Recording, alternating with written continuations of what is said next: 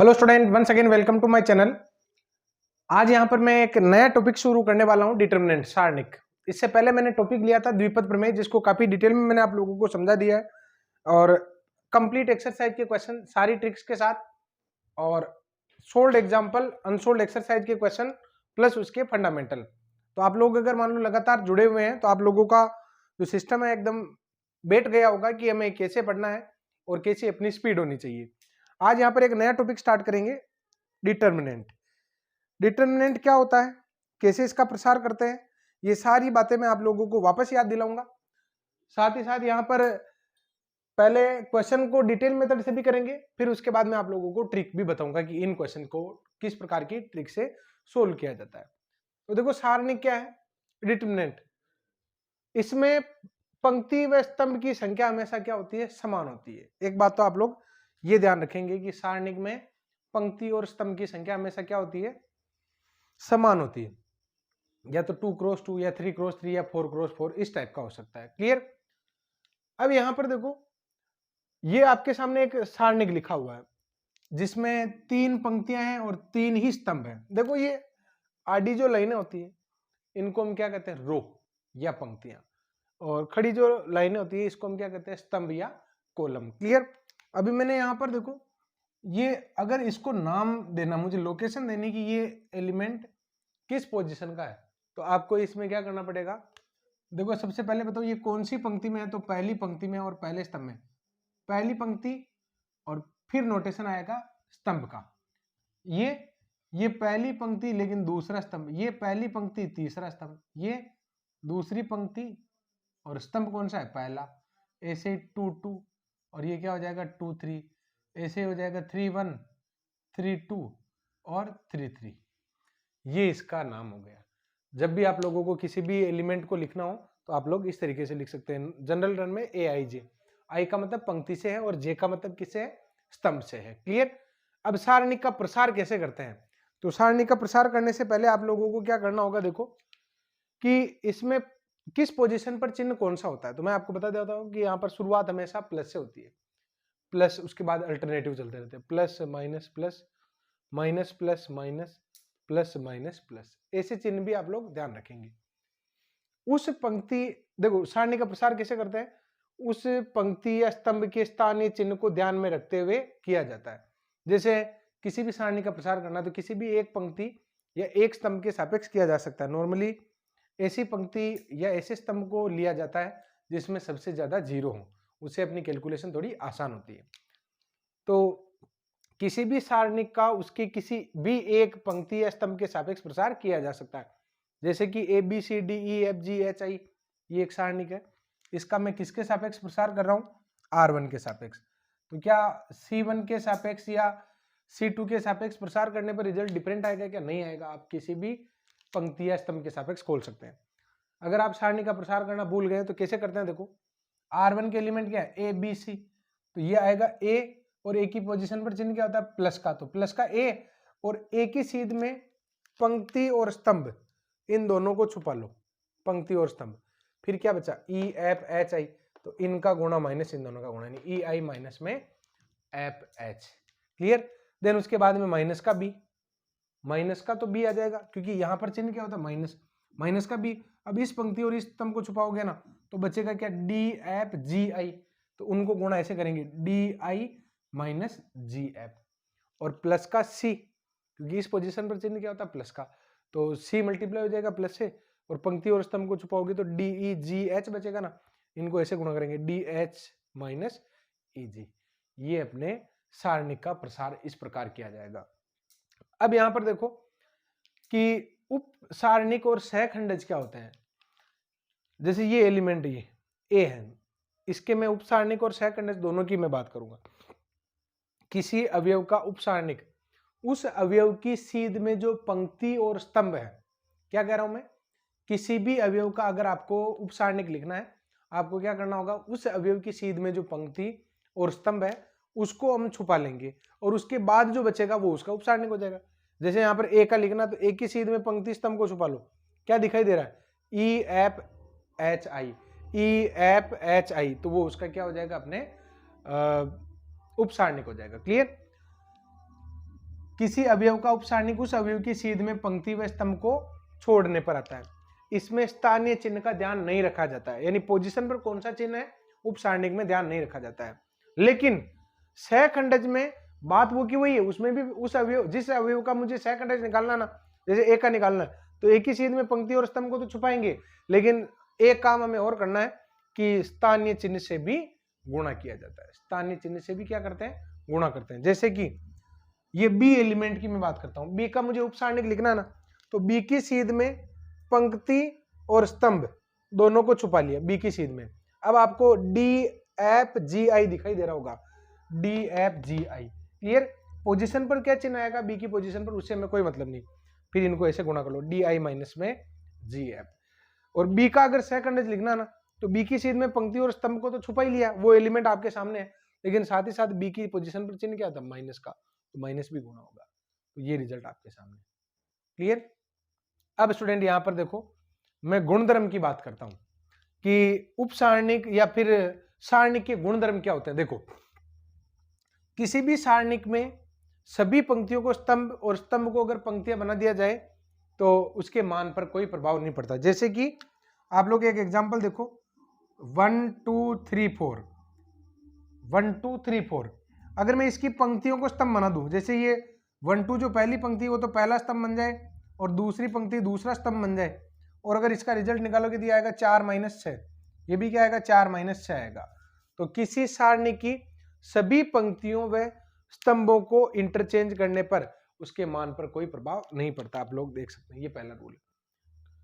और दूसरी बात, पास पास में लिखी हुई दो पंक्तियां या दो स्तंभ को अगर आपस में इंटरचेंज करते हैं तो हमें माइनस लगाना पड़ता है, या फिर यूं कहो कि उसका चिन्ह बदल जाता है। जैसे कि इसका रिजल्ट क्या माइनस का 2, अगर मैं यहाँ पर 3 4 को ऊपर ले आता हूँ और 1 2 को नीचे ले आता हूँ, तो अब इसका रिजल्ट 6 - 4 क्या हो जाएगा प्लस का 2 हो जाएगा। तो अगर आप किसी भी सारणिक में पास पास लिखी हुई दो पंक्तियों और स्तंभ को आपस में इंटरचेंज करते हो तो बाहर क्या लगा देना चाहिए, हमें माइनस का चिन्ह लगा देना चाहिए, क्लियर। तीसरा रूल क्या है, सारणिक को किसी संख्या से गुणा कर रहे हैं, अगर मान लो किसी सारणिक को संख्या से गुणा कर रहे हैं तो मैट्रिक्स में तो क्या होता है कि किसी भी सारणिक को जब किसी भी संख्या को जब मैट्रिक्स से गुणा करते हैं ना, तो मैट्रिक्स के सभी अवयव गुणा होते हैं।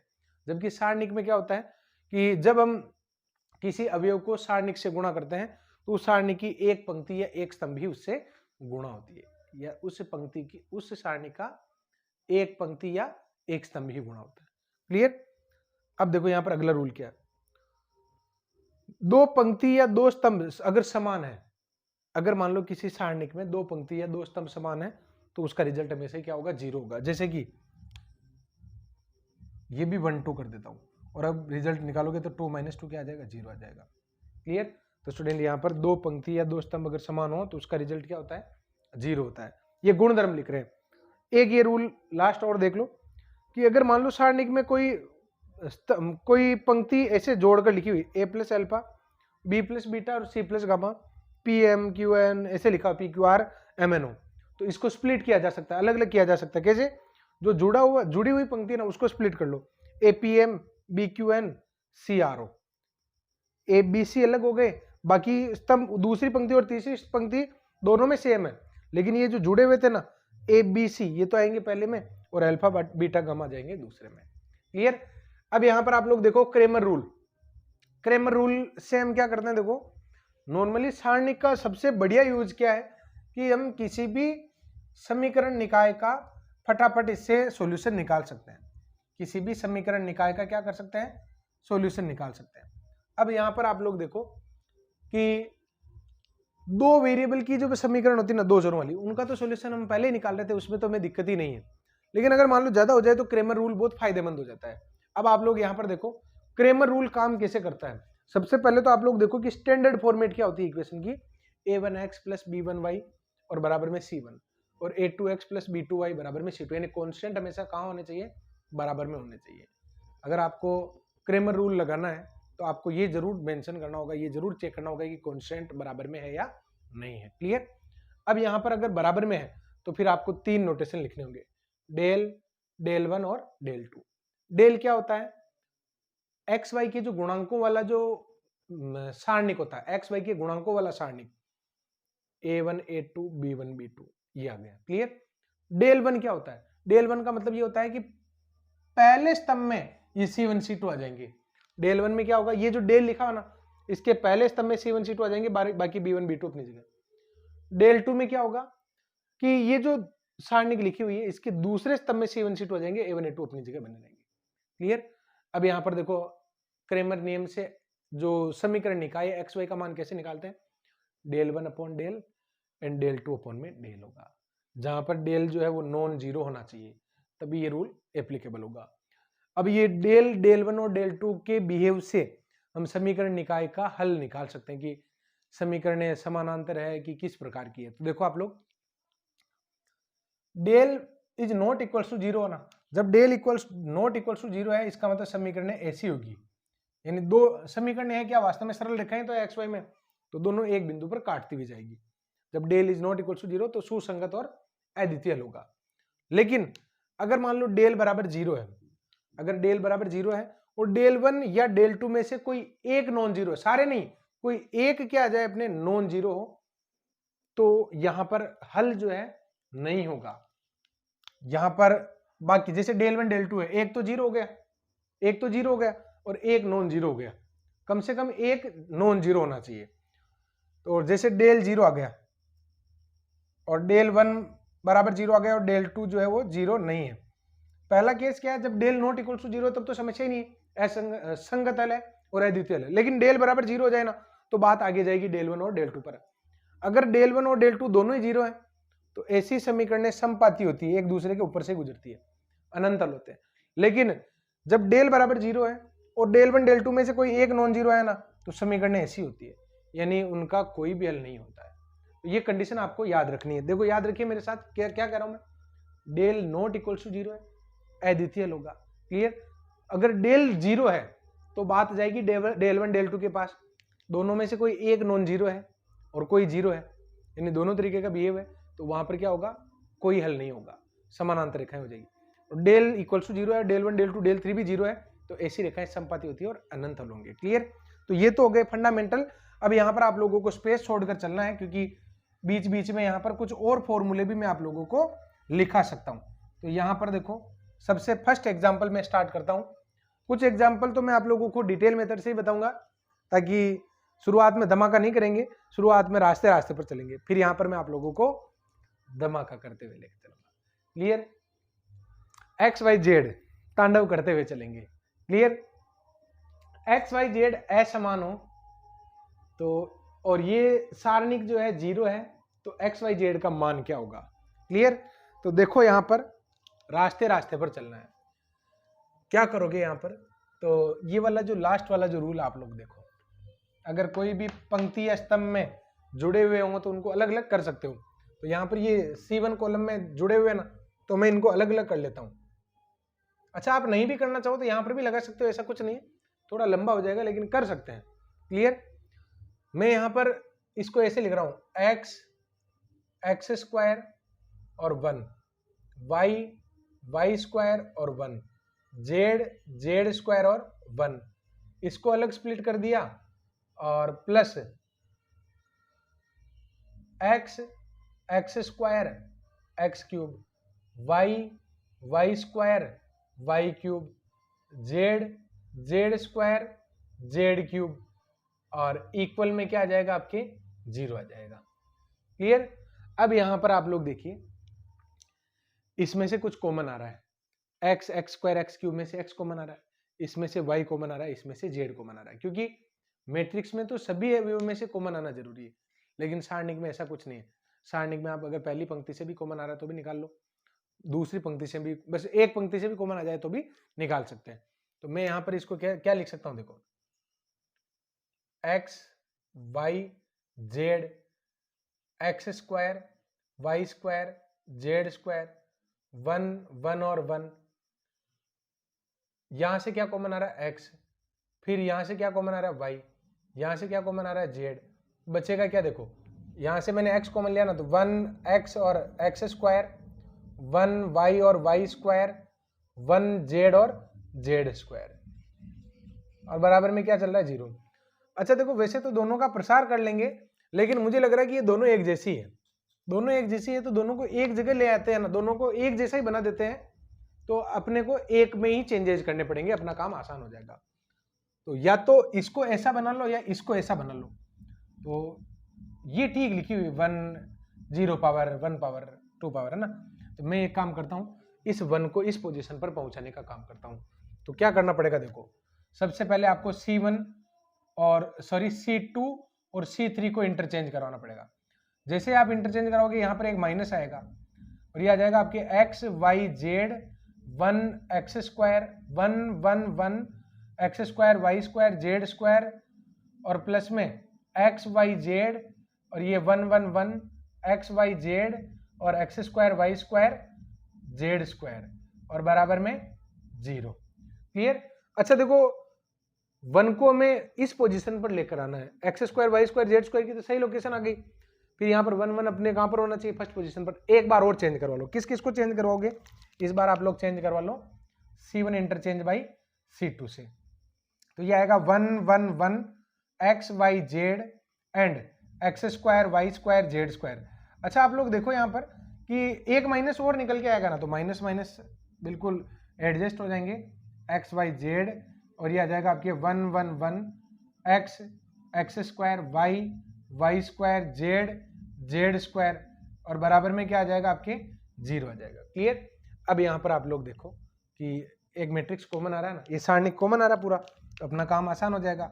मैं एक काम करता हूँ, इसको कॉमन ले लेता हूँ, 1 x x square 1 y y square 1 z z square और प्लस में बचेगा क्या, यहाँ से तो 1 बचेगा और एक्स वाई जेड बचेगा और बराबर में क्या आ गया 0 आ गया। क्लियर। अब यहाँ पर देखो कि इसका मुझे सॉल्यूशन निकालना है, मतलब इसका प्रसार करना है, तो आपको प्रसार करने से पहले कुछ रूल अप्लाई कर लेना चाहिए ताकि अपनी कैलकुलेशन थोड़ी इजी रहे। रूल का मतलब मैं आपको ये कहना चाहता हूँ कि यहाँ पर हम एक काम करते हैं कि अधिकतम 0 बनाने का प्रयास करते हैं ताकि अपनी कैलकुलेशन आसान रहे, प्रसार करने में आसानी रहे। तो 0 कैसे बन सकता है, देखो ये 1 है ये 1 है, तो मैं R1 में से R2 को लेस करवा देता हूँ। क्लियर। और ये भी 1 है ये भी 1 है, तो ये भी चेंज करवा लो ना। तो मैं 2 ऑपरेशन एक साथ लगा रहा हूँ, 2 संक्रियाएं। क्या, R1 change by R1 minus R3, R1 change कर लिया मैंने R1 माइनस R3, तो ये क्या आएगा 0 x minus Z, R1 minus R2 भी कर सकते हो, इसमें कोई दिक्कत नहीं है, x माइनस जेड और ये आ जाएगा एक्स स्क्वायर माइनस में जेड स्क्वायर। फिर दूसरी और तीसरी पंक्ति तो ऐसे आएगी ना, तो एक काम करो ना, इसमें भी एक 0 बन ही रहा है तो यही बना लो ना, अगली बार लिखना पड़ेगा नहीं तो R2 माइनस R3 कर लो, ये आ जाएगा 0, ये आ जाएगा y माइनस जेड और वाई स्क्वायर माइनस में जेड स्क्वायर 1 जेड और जेड स्क्वायर और कॉमन ले रखा हमने 1 प्लस एक्स वाई जेड और बराबर में 0। क्लियर। अब यहाँ पर आप लोग देखो पहले में से क्या कॉमन आ रहा है, x माइनस जेड, दूसरे में से क्या कॉमन आ रहा है, y माइनस जेड। तो अगर मैं यहाँ से x माइनस जेड कॉमन निकालता हूँ, अगर हम यहाँ से x माइनस जेड और y माइनस जेड कॉमन निकालते हैं तो रिमेनिंग क्या रहेगा 0 0 1, तो यही यहाँ से आ जाएगा 1। देखो मैं इसमें से x माइनस जेड कॉमन निकाल रहा हूँ तो 0 1 और x प्लस जेड, इसमें से y माइनस जेड कॉमन निकाल रहा हूँ तो यह आ जाएगा y प्लस जेड और 1 जेड और जेड स्क्वायर और इधर आ जाएगा आपके 1 प्लस एक्स वाई जेड और बराबर में 0। अब यहाँ पर आप लोग इसका फाइनली प्रसार कर सकते हैं क्योंकि अब अपने बहुत आसान हो जाएगा। तो मैं यहाँ पर C1 के सापेक्ष अगर प्रसार करता हूँ ना, C1 के सापेक्ष, तो ये आ जाएगा x minus z y minus z, क्या आएगा देखो plus minus plus plus minus plus, तो ये आ जाएगा आपके 0 माइनस 0, 2 0 बन गए, केवल यहाँ पर 1 इंटू इन दोनों का गुणा y plus z minus x minus Z. Clear. और यहाँ पर लिखा हुआ आपके 1 प्लस एक्स वाई जेड और बराबर में 0। तो आपके कंडीशन इस प्रकार आ गई, x minus z y minus Z और जेड से जेड कट जाएगा y minus x 1 plus x y Z और बराबर में क्या आ गया 0 आ गया। क्लियर। अब यहाँ पर आप लोग देखो कि अगर मैं आप लोगों को ये कहता हूँ कि 2x इक्वल्स टू 0 है तो बताओ x का रिजल्ट कितना, आप फटाफटी बता दोगे सर 0 होगा। क्यों भाई, ऐसे लिख देते ना। अच्छा ये क्यों लिखा, क्योंकि आपने ऐसे लिखा होगा 2 उधर भेज दो सर और ये आ गया। अच्छा एक बात बताओ, ऐसे भी लिख सकते हो क्या, तो फिर आप लोग ऐसे होंगे, ये भी कोई बात होती है क्या सर, एक्स भी कभी गया है क्या? अच्छा क्यों नहीं गया है, ये रीजन बताओ। क्योंकि ये संख्या है और संख्या के बारे में हमारा ये विचार है कि नॉन जीरो है ना, नॉन जीरो है तो फिर ये इधर जाएगी तो जीरो अपॉन समथिंग, यानी जीरो में किसी भी संख्या का भाग देते हैं तो कोई दिक्कत नहीं है, इसलिए इसको जीरो की तरफ भेज देते हैं। यानी उस चीज को हम हटा सकते हैं जो नॉन जीरो है। इधर अपॉन में एक्स जाता है ना तो फिर अजीब हो जाता है, क्यों? क्योंकि एक्स का मान सर जीरो हुआ तो जीरो बटे जीरो तो गड़बड़ करेगा ना, इसलिए आप एक्स को जीरो की तरफ नहीं भेजते हो, यानी नॉन जीरो वैल्यू को हम उधर भेज सकते हैं। अच्छा एक बात बताओ, ये क्या कर रहा है? एक्स वाई जेड तीनों क्या है? डिफरेंट डिफरेंट है, असमान है। अगर असमान है तो फिर x minus y, x is not equal to y, y is not equal to z, z is not equal to y. अगर तीनों आपस में बराबर नहीं तो बताओ यहाँ पर ये रिजल्ट ये वाला तो क्या होगा? Non zero. तो यहाँ पर हम क्या लिखेंगे? Since x is not equal to y, y is not equal to z, अतः तो फिर यहाँ पर ये तीनों गुणनखंड तो जीरो नहीं हुए, तो फिर यहाँ पर कौन जीरो होगा? एक्स वाई जेड बराबर zero. It means x y z की वैल्यू क्या आएगी? -1।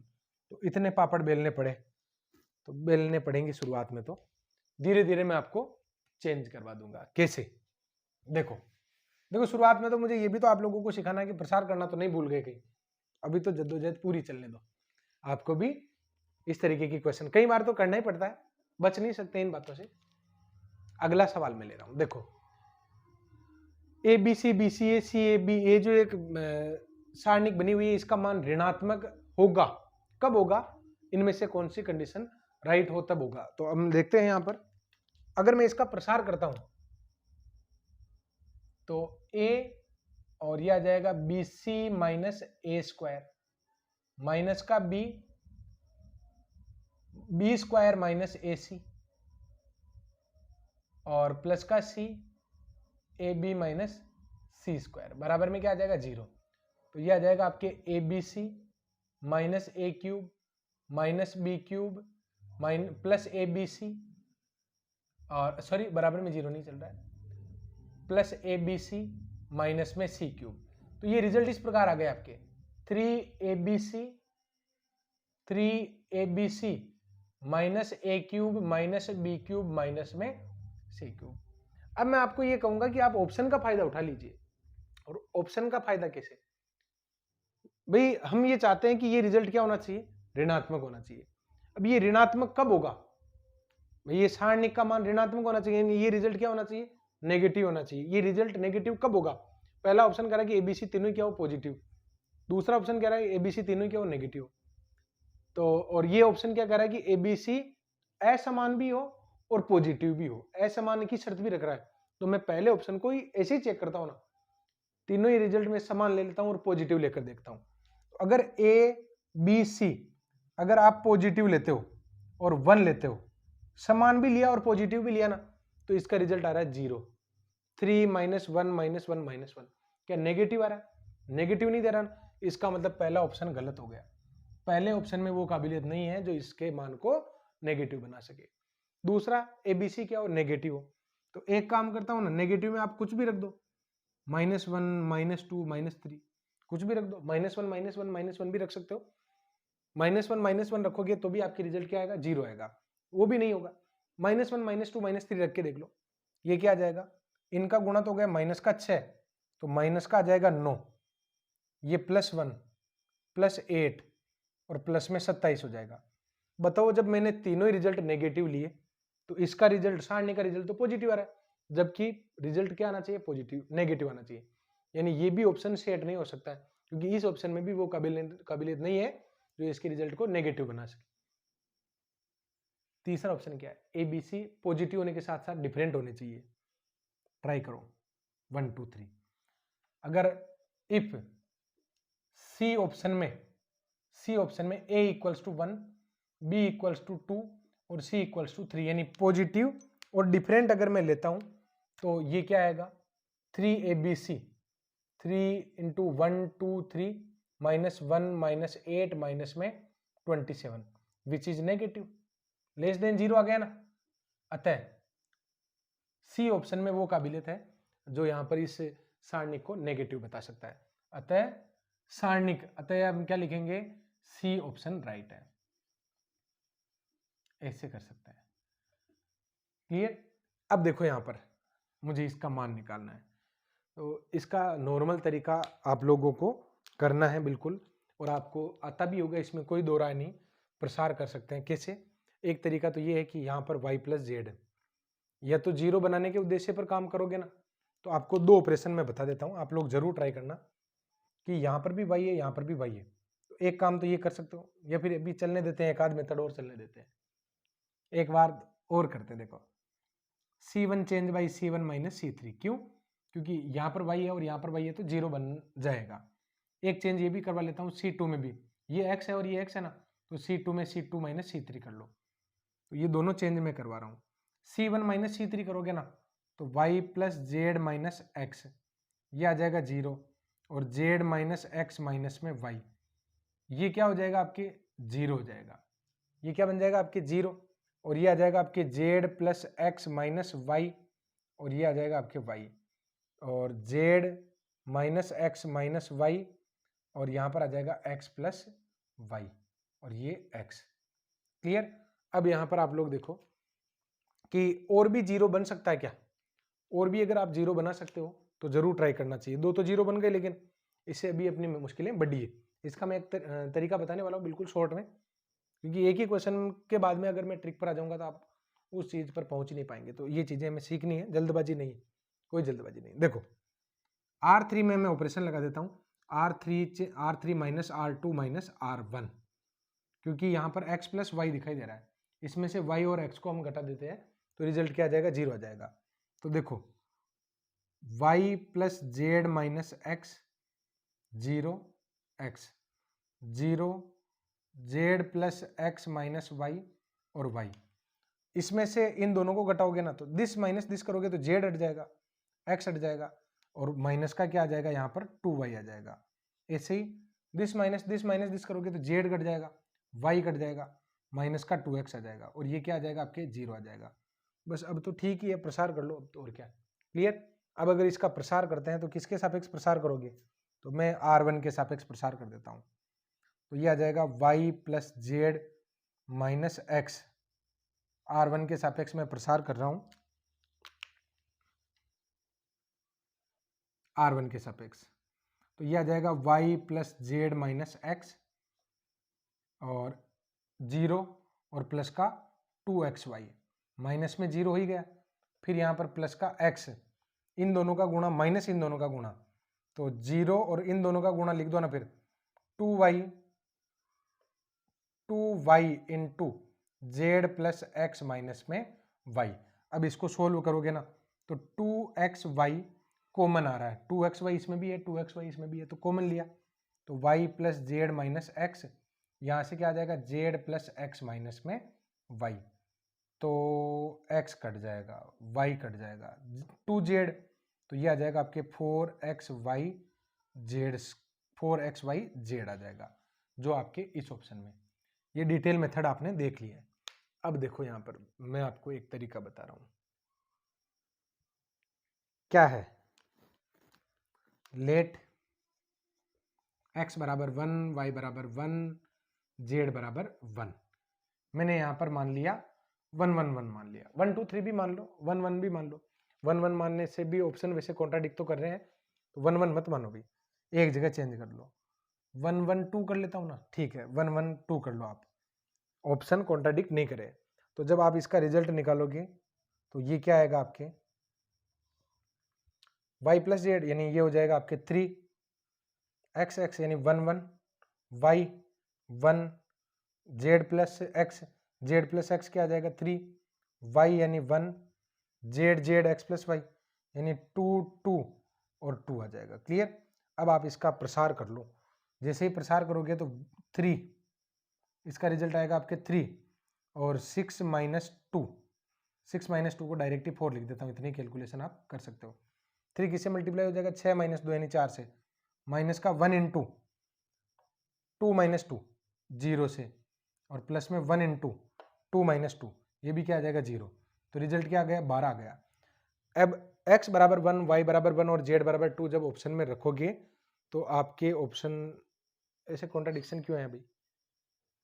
ऐसे कॉन्ट्राडिक्शन नहीं आना चाहिए, मैंने कोई गलती कर दी होगी कैलकुलेशन में। 6 माइनस 2 4 आ गया, फिर ये भी आ गया, गड़बड़ हो गई ना। देखो इस 1 के लिए मैंने गड़बड़ कर दी, 2 - 6 यानी ये आएगा -4। तो ये रिजल्ट क्या आ रहा है, 8 आ रहा है।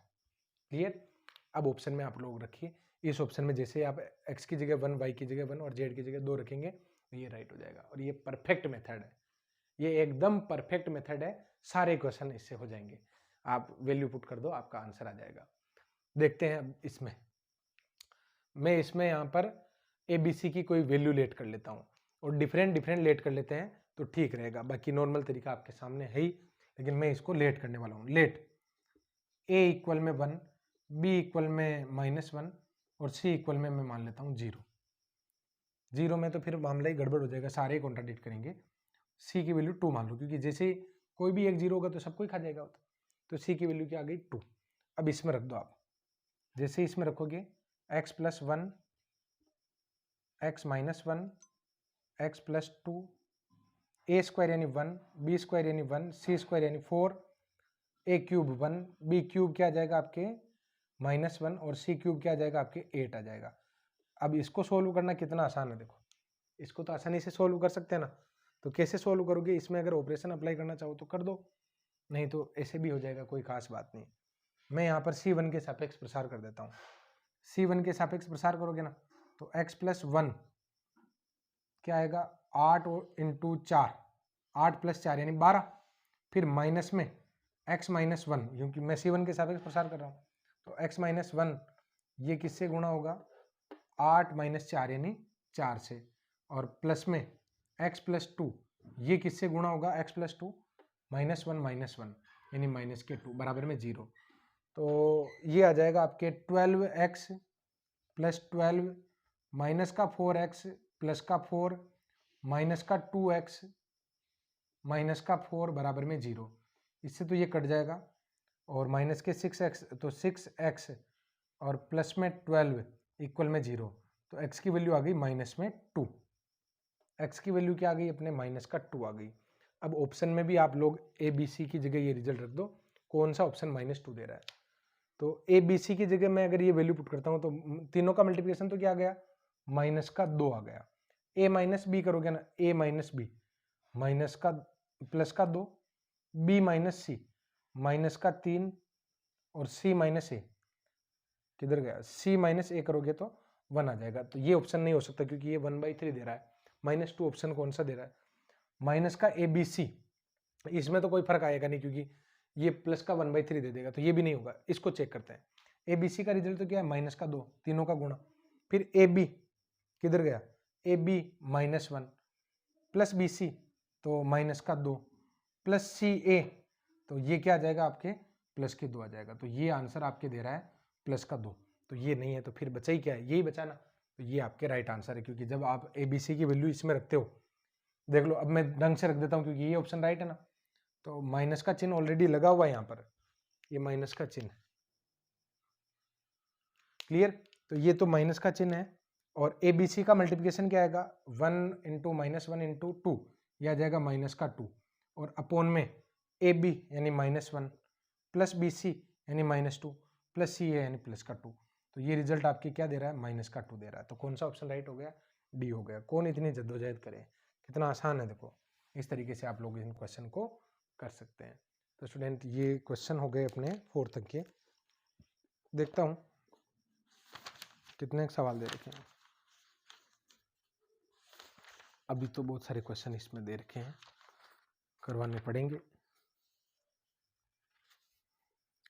चलो बढ़ते हैं आगे, है ना। छोटा सा टॉपिक है और बहुत आसान टॉपिक है, इसमें आप लोगों को भी बहुत मज़ा आएगा पढ़ने में, क्योंकि सारे ही जो क्वेश्चन हैं इनको एक सिंपल लॉजिक से मैं आप लोगों को करवा दूंगा फटाफट। क्लियर। तो स्टूडेंट यहाँ पर बहुत सारे बच्चों के दिमाग में ये है कि सर आपने जो प्रॉमिस किया था कहीं वो तोड़ तो नहीं दोगे। तो मैं कह रहा हूँ कि आप लोगों का प्रॉमिस नहीं टूटेगा, बस मैंने कुछ बेहतर करने के लिए आपके लिए तांडव बेस स्टार्ट किया, जिसमें ग्रेजुएशन का कंटेंट एक वेल एक्सप्लेन्ड है, आप लोगों के लिए बहुत ही फायदेमंद है। फिर भी अपनी अपनी चॉइस है, देखो ऐसा कुछ नहीं है, लेकिन अगर मान लो आप उसके साथ जुड़ते हैं तो आप लोगों को फिर मैं डायरेक्ट फ़ोन करके गाइड करूँगा, और आपकी कोई भी समस्या होती है तो फिर यहाँ पर उसको भी सुना जाएगा, और पूरी तरीके से मैं आप लोगों को उसमें कोऑपरेट करता हूँ, क्योंकि फिर मेरी और ज़्यादा रिस्पॉन्सिबिलिटी बढ़ जाती है। क्लियर। तो जैसा भी आपको ठीक लगे, बाकी आप लोगों को चीज़ें समझ में आ रही होगी। उम्मीद है कि आप लोगों को ये सारे कोर्सेज, सारे टॉपिक जो है स्टूडेंट अब तक पढ़े हुए हैं, इसमें एक सिंगल प्रॉब्लम भी नहीं रही होगी। क्लियर? तो स्टूडेंट मैं बढ़ता हूं अब आगे। तो स्टूडेंट आगे बढ़ाते हैं क्लास को। 6th वाला जो एग्जाम्पल है, इसमें क्या कह रहा है कि एक्स वाई जेड तीनों धनात्मक संख्याएं हैं। तीनों क्या है? धनात्मक संख्याएं। तो मुझे इसका रिजल्ट निकालना है। अब इसका रिजल्ट कैसे निकालेंगे, ध्यान से देखो।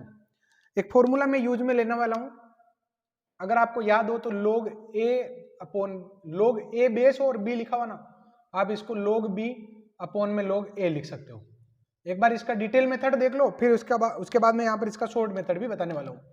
तो क्या मैं इसको ऐसे लिख सकता हूँ, 1 log y upon log x, then log z upon log x, उसके बाद में ये क्या बन जाएगा, log x।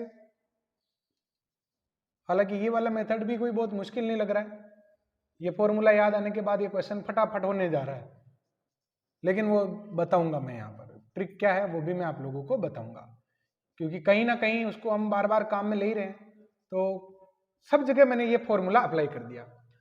अच्छा देखो, अपॉन में थोड़ा अजीब लगता है, अपॉन में क्या है, लंबा लिखना पड़ रहा है। एक काम करो ना, अपॉन वाले को कॉमन ही निकाल लेते हैं। फर्स्ट रो में से 1 अपॉन log x, दूसरी वाली पंक्ति में से 1 अपॉन log y, तीसरी वाली में से 1 अपॉन log z निकाल लो।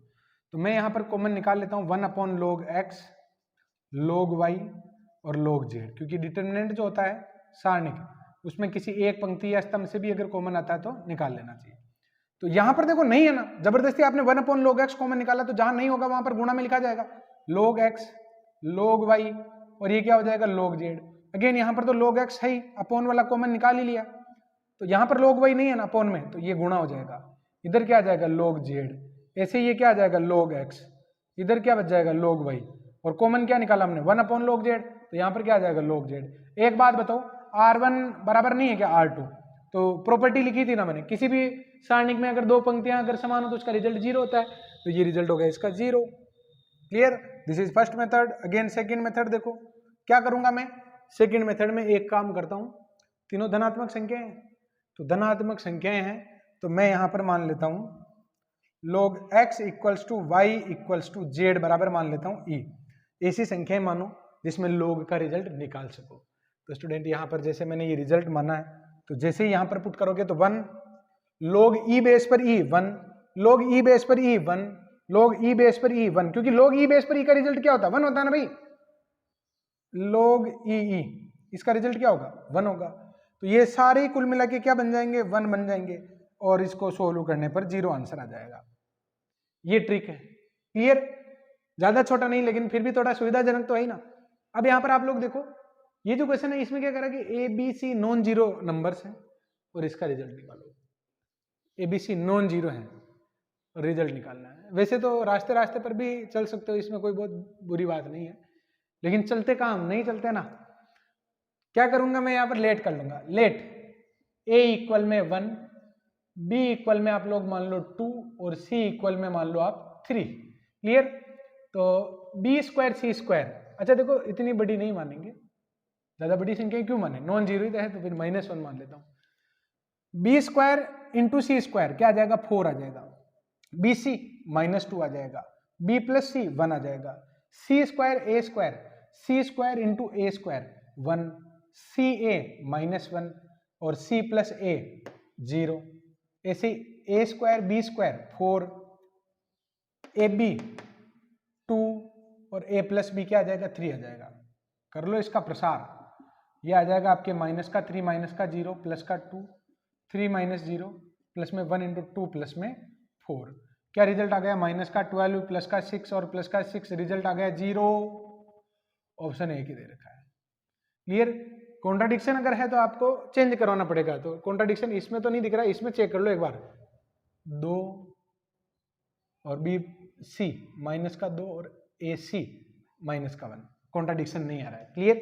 नहीं तो कॉन्ट्राडिक्शन अभी जाए तो क्या फर्क पड़ता है, और वैल्यू चेंज कर लेंगे ना, और उन दोनों को चेंज करेंगे जिनमें कॉन्ट्राडिक्शन आता है। तो कॉन्ट्राडिक्शन नहीं आया।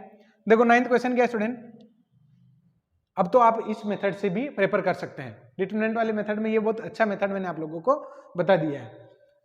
यही तो जुगाड़ होते हैं जो मैं आप लोगों को हर एक क्वेश्चन में और हर एक टॉपिक में बहुत बेहतर बनाने का प्रयास कर रहा हूँ। डे बाय डे मैं यहाँ पर आप लोगों के लिए जो क्लासेस ले रहा हूँ स्टूडेंट, उसमें आप लोग फील कर रहे होंगे कि हमने बहुत कुछ जो सीखा है वो बहुत कुछ नया है। जो आप लोगों ने अब तक सीखा है वो बहुत कुछ नया है, और आगे भी जो आप लोग सीखोगे वो बिल्कुल नया होगा। क्लियर? देखो 9th क्वेश्चन, मुझे आप लोगों का पूर्ण रूप से विश्वास जीतना है। बस मुझे आप लोगों का विश्वास जीतना है और आप लोगों के दिलों पर राज करना है। बस एक ही उद्देश्य है कि आप लोगों के सिलेक्शन की वजह बन सकूं। इसी वे में अपना काम डे बाय डे और भी अच्छा होता जाएगा, इसी उम्मीद के साथ। क्लियर? आप लोग बिल्कुल भी होपलेस नहीं हो, मेरे ऊपर पूरी तरीके से डिपेंड हो सकते हो। इसमें कोई भी आपको शंका नहीं होनी चाहिए। आपके दिमाग में तरह तरह के क्वेश्चन हो सकते हैं। जो भी आप लोगों की क्वेरीज है वो आप मेरे से डायरेक्ट भी बात कर सकते हैं। मैंने डिस्क्रिप्शन में मेरे नंबर डाल रखे हैं। क्लियर? देखो आगे बढ़ते हैं। एबीसी एचपी के पीवे क्यूए और आरवे पद हो तो इसका रिजल्ट क्या होगा? एबीसी क्या है? एचपी के पीवे। अच्छा, एचपी क्या होती है कि 1 2 3 एपी में है तो सर 1 2 3 को उल्टा कर दो, ये एचपी बन जाएगी। बात तो बिल्कुल सही है। ये 1/2 1/3 ये क्या बन गई? एपी बन गई, एचपी बन गई। क्लियर? अच्छा स्टूडेंट एक बात बताओ, लेट एचपी में मान लेता हूं 1/2 और 1/3 में मान लेता हूं। क्लियर? एबीसी एचपी के, ये ए बी सी एचपी के पीवे क्यूए आरवे पद है। बताओ ये एचपी का कौन सा पद है? पहला। ये कौन सा है? दूसरा। ये कौन सा है? तीसरा। तो एचपी का पहला पद ये, पीवा पद है ना ये ए, तो ये पहला पद है। पी बराबर 1 हो गया, क्यू बराबर क्या हो गया? 2 हो गया, और आर बराबर क्या हो गया? 3 हो गया। क्वेश्चन को बिल्कुल धराशायी कर दिया हमने। अब रख दो, रिजल्ट इनपुट कर देते हैं। बीसी मल्टीप्लाई करो 1/6, एसी 1/3, AB 1/2 एंड 1 2 3 एंड 1 1 1। अब तो प्रसार कर दो। अब तो इसमें कोई ज्यादा विशेष बचा नहीं है। क्या करेंगे? 0 आएगा इसका। तो क्यों आएगा? क्योंकि 6 में 1/6 एलसीएम ले लेता हूँ। प्रसार क्यों करूँ? थोड़ा और आसान दिख रहा है। 1/6 मैंने R1 में से कॉमन निकाल लिया, तो 1 2 3 1 2 3 1 1 1। क्योंकि यहां पर R1 बराबर R2 है, इसलिए सारणी का रिजल्ट 0 हो गया और आपका आंसर आ गया B। क्लियर? तो स्टूडेंट यहां पर इस तरीके से कि इस तरीके क्वेश्चन को करने की सोच ही तो हमें डेवलप करनी है। नाम जो है ना, अग्रेशन होना चाहिए। देखो अग्रेसिव होना चाहिए। अग्रेसिव का मतलब कॉन्सेप्ट में अग्रेसिव होना चाहिए। मैथ्स के स्टूडेंट के दिमाग में बिल्कुल अग्रेशन होने चाहिए। मैं इसके पक्ष में हूं। रुकावट नहीं होनी चाहिए, डिले नहीं होने चाहिए। क्लियर? हमें किसी से लड़ना नहीं है, लेकिन अपने अग्रेशन भी दिखने चाहिए। 10th वाला इसमें क्या कर रहा है कि A is not equal to B is not equal to C, और मुझे इसका रिजल्ट निकालना है। क्लियर? मुझे इस डिटरमिनेंट का रिजल्ट निकालना है कि अगर A B C तीनों बराबर नहीं हो, ये सारणी 0 के बराबर हो, तो x का मान क्या हो। अच्छा देखो, अगर मैं ये कहूँ कि x + 1 = 0, अगर ये है तो बताओ x का मान क्या होगा? -1 -2 -3 और 0।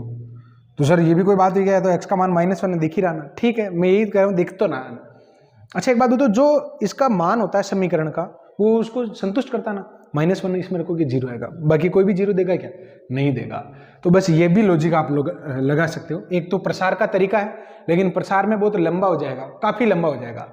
इस क्वेश्चन को आप लोग संतुष्ट करवा सकते हैं। और कॉमन सेंस लगाओ, ABC माइनस और ABC, क्या ये आपको नहीं लगता कि ये क्वेश्चन सममिति का ही एक उदाहरण है? सममिति का ही उदाहरण। -A है, -BB है, -CB है, इधर +A +B है और +C है। एक बात बताओ, इसका उत्तर अगर A है तो फिर BB हो सकता है, क्योंकि BB बराबर योग्य है फिर, और CB बराबर योग्य है, तो तीनों तो नहीं हो सकते। आंसर तो इसका 0 ही है। इसका आंसर क्या है? 0। क्यों? सममिति कह रही है कि इसका आंसर 0 होगा। तो बस ये लॉजिक लगा लिया। अब देखो पूरा इसको सोल्व करते हैं कि अगर मान लो ये एक समीकरण है और समीकरण का रिजल्ट किसके बराबर दे रखा है? 0, और x का मान मुझे निकालना है। तो x का मान जो होगा वो इसको वापस संतुष्ट भी तो करेगा। तो मैं सबसे पहले x = 0 को संतुष्ट करवा के देख लेते हैं। x = 0 से सारणी का रिजल्ट 0 आता है कि नहीं आता है, एक बार देख लेते हैं। x = 0 से 0 -A -B A 0 -C b c और 0, तो चेक करो यहाँ पर 0 और प्लस का ए, 0 प्लस बी सी और माइनस का बी, ए सी माइनस 0, तो ए बी सी और माइनस का ए बी सी। बताओ रिजल्ट क्या आ गया? 0 आ गया, क्योंकि 0 इसको संतुष्ट करता है इसलिए इसका रिजल्ट भी क्या हो गया? 0 हो गया। क्लियर?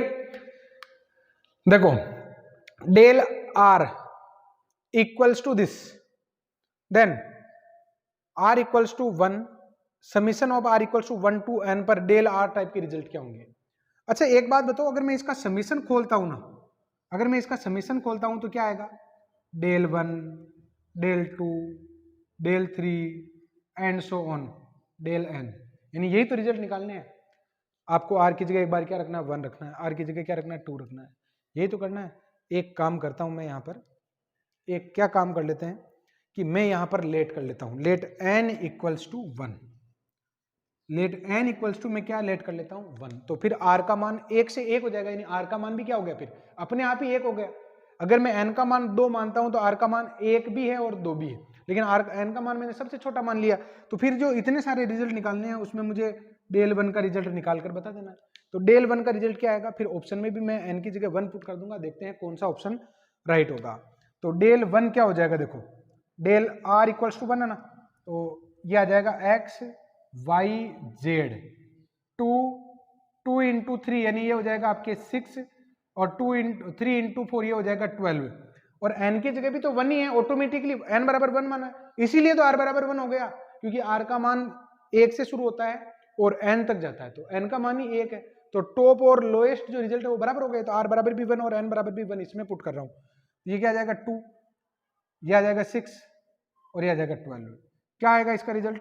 इसका डेल 1 का रिजल्ट आ जाएगा आपके 0, क्योंकि ये दोनों बराबर आ गई। तो डेल अगर ये रिजल्ट बराबर आ गया तो स्टूडेंट ये क्या हो गया? अपने ए आंसर हो गया। बस इतनी सी बात। क्लियर? तो स्टूडेंट ये क्वेश्चन था अपने 13 वाला। अब मैं 21वां सवाल ले रहा हूँ। x minus k z minus z बराबर 0, k x minus y minus z बराबर 0। एक समीकरण दे रखी है और इसका कम से कम एक अशून्य हल है, कम से कम इसका एक नॉन जीरो सॉल्यूशन है, तो k का मान क्या होगा? एक बात तो इसका एक नॉन जीरो सॉल्यूशन है, ये बराबर में कांस्टेंट जीरो दे रखे हैं, बराबर में कांस्टेंट जीरो दे रखे हैं, डेफिनेटली डेल बराबर 0 है। ये स्पेशल कंडीशन जो मैंने आप लोगों को लिखाई थी, स्पेशल कंडीशन जो है ना, उसमें डेल बराबर, अगर मान लो ये तीनों ही कांस्टेंट जीरो होंगे तो डेफिनेटली यहाँ पर डेल बराबर 0 भी होगा, क्योंकि इसका एक नॉन जीरो सॉल्यूशन हमें दे रखा है। क्लियर? तो यहाँ पर हम डेल बराबर 0 लेकर इसको चलेंगे, तो ये रिजल्ट आपका आ गया। बस यही डिसीजन लेना था और कोई खास बात नहीं थी इसमें। k -1 -1 1 1 और -1, इसको जब आप सरल करते हो तो ये आ जाएगा 1 + 1 k माइनस k + 1 -1 k + 1 बराबर में 0, तो 2 - k² + k - k - 1 बराबर 0, तो माइनस का k² प्लस का 1 बराबर 0, तो k बराबर क्या आ गया? +-1, ये रिजल्ट आ गया भाई। क्लियर? तो स्टूडेंट क्लास को यहीं पूरा कर लेते हैं। अब इसके जो क्वेश्चंस हैं वो आप लोगों को करने हैं, जो भी क्वेश्चन हमने छोड़े हैं ये सारे क्वेश्चन अब आपको ट्राई करने हैं। काफ़ी इजी मेथड से मैंने आप लोगों को करवा दिया है सारे का, मतलब ये एग्जाम्पल में। अच्छा देखो कौन कौन से क्वेश्चन करने हैं, कौन कौन से नहीं करने हैं, इसके लिए मैं उन स्टूडेंट को मैं प्रॉपर गाइड कर रहा हूँ जो मुझे पूरी तरीके से फॉलो कर ही रहे हैं। अब एक एक को तो मैं कैसे पहुँच पाऊँ, मेरे लिए संभव ही नहीं होता है कि एक एक को कान में जाके कहूँ लो भाई आप लोगों के लिए ये बात इम्पोर्टेंट है। क्लियर? तो स्टूडेंट नेक्स्ट लेक्चर में मैं स्टार्ट करने वाला हूँ एक्सरसाइज के क्वेश्चन, तो आप भी इसके साथ साथ स्टार्ट करिए। मेरा टारगेट देखो, हर एक स्टूडेंट को मैं अब उसमें टारगेट दे रहा हूँ कि अब आपको इस तरीके से बढ़ना है, हर दिन आपको मेरे कदमों पर चलना है, मेरी बातों पर चलना है। क्लियर? और बस आपको 3 से 4, 4 से 5 महीने जो है बस पूरी तरीके से मेरी बातों को ही मानना है, उसके बाद जो होगा जो देखा जाएगा। प्रॉपर गाइडेंस अगर किसी को मिलता है, अगर प्रॉपर गाइडेंस किसी को मिलता है तो सबसे मेन जो कमी होती है वो किसकी होती है? गाइडेंस की होती है। नेसेसरी पढ़ रहे हैं कि अननेसेसरी पढ़ रहे हैं, हार्ड वर्क के साथ साथ स्मार्ट वर्क भी कर रहे हैं क्या, ये भी बहुत बड़ा रोल प्ले करती है अपने सिलेक्शन में। क्लियर? तो स्टूडेंट ये सारी बातें आप लोगों को सीखनी होगी, समझनी होगी। अगर आप धीरे धीरे खुद ही अगर इतना एबल हो तब तो मेरी जरूरत ही नहीं है। लेकिन अगर मुझे लगता है कि अगर इतना ही है बल है, फिर एक दो बार हम या तो फ्रेशर होते हैं ना, तो फ्रेशर को तो पता नहीं चलता है, और जो पुराने हैं, पुराने अगर मान लो इतने ही अगर आप लोग थे तो हो चुका होता। देखो गलतियां थी, इसमें बिल्कुल भी ईगो हट नहीं होना चाहिए, गलतियां तो थी अपनी, लेकिन क्या पता हमने हार्ड वर्क पर ही भरोसा किया हो, स्मार्ट वर्क पर नहीं किया हो। तो कौन कौन सी चीज़ें आपको पढ़नी है, कुछ चीज़ें हमें स्किप करनी है, वो कौन सी चीज़ें हैं वो सब मैं आप लोगों को जो भी उसमें जुड़े हैं मैं उनको गाइड कर ही रहा हूँ। बाकी अपना कोर्स यहाँ चल रहा है, आप लोग बिना किसी टेंशन के साथ यहाँ पर मेरे साथ बने रहें और पढ़ते रहें, दिल लगा कर पढ़ें। मेहनत का जो अपना लेवल है वो बिल्कुल भी कम नहीं होगा, मेरा जोश और भी दुगुना होगा, तिगुना होगा। क्लियर? क्योंकि उद्देश्य आपका सिलेक्शन से जुड़ा है, आपके दिलों पर राज करने से जुड़ा है। Thank you.